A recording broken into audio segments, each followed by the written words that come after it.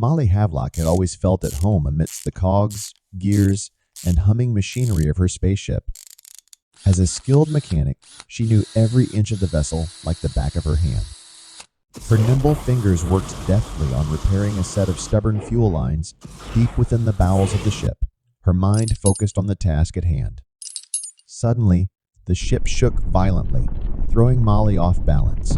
The tools she held clattered to the floor as alarms blared throughout the ship. Panic surged through her veins as she rushed to regain her footing. Klaxons wailed, and red warning lights bathed the room in an eerie glow. "What's happening?" she muttered to herself, scrambling to her feet and throwing on a spare emergency spacesuit. She sprinted to the nearest console and frantically checked the readouts. The ship had been hit with a railgun shot, a merciless attack out of nowhere. Before she could react, a deafening explosion echoed through the ship, and a massive breach tore through the hull. Molly was sucked into the vacuum of space, her heart pounding as the cold darkness swallowed her. Desperation coursed through her as she instinctively activated the emergency helmet release. She used her thrusters on her spacesuit to control her spin. The communication unit on her suit had been damaged in the chaos, leaving her unable to hear anything but the sound of her own rapid breaths. She glanced around, her helmet's visor revealing the breathtaking but terrifying panorama of the starlit cosmos. She was adrift in the abyss, with only her training and her suit's systems to keep her alive. Molly's gloved hand fumbled with the controls on her suit, finally managing to activate the distress beacon. A feeble signal blinked in the void, a tiny lifeline to anyone who might be listening. Hours passed, and Molly's sense of isolation grew. Her suit's oxygen supply was dwindling, and she felt the chill of space seeping through the layers of her protective gear. She couldn't help but marvel at the cosmic spectacle unfolding around her.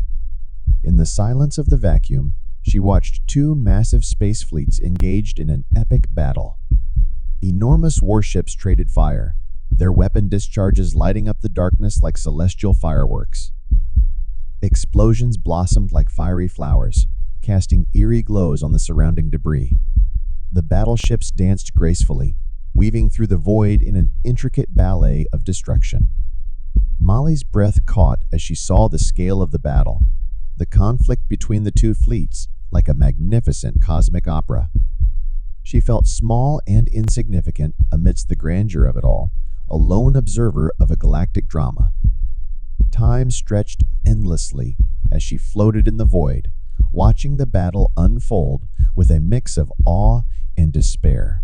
She suddenly realized she was experiencing a sense of euphoria and dizziness. Years of experience living and working in space told her the sensation was that of oxygen deprivation. Her oxygen levels reached a critical point, and her vision began to blur. Just as she feared her last breath was near, a glimmer of hope appeared on the horizon.